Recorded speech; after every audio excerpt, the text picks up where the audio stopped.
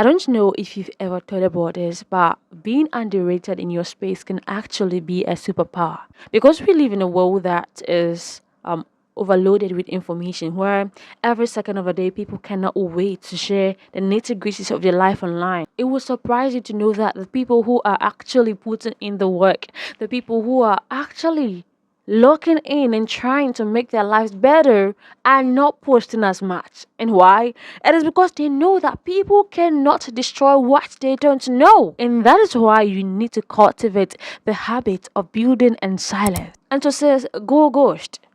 Lock in. Let them continue to underrate you because you don't need to prove yourself to anyone. And although it can sometimes feel isolating to not show your progress online, your comfort should be that trees grow in silence. And I could count so many times where I told people what I was up to or posted about what I was doing only to end up halfway or not even start at all. And to make it worse, you're gonna find out later on that these people did not even care. And so, in as much as there's so much noise about what people are doing, what they're not doing, it is very okay for you to be very private and be selective with who you share your life with, okay? Because you are the one who is called to live this life. So you need to take your time to figure it out and make it work before you bring in other people to sabotage your progress. I remember when I told somebody that I was going to college, he acted surprised and asked why I was not learning a trade because that was what he wanted for me.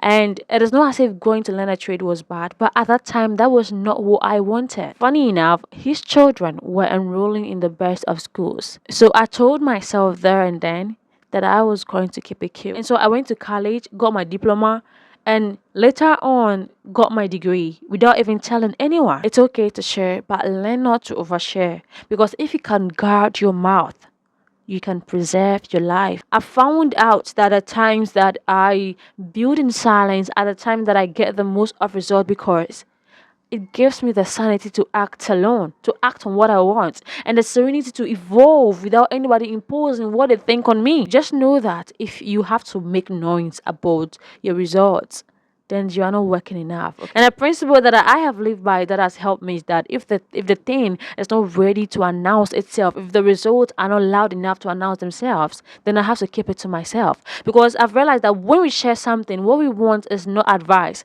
but a feeling of importance, a feeling of people knowing that yeah, we are in town, we are doing something great for ourselves. And that external validation is gonna get you pumped and all worked out, ready to zoom into your work. But till when? How long do you think that is going to sustain you?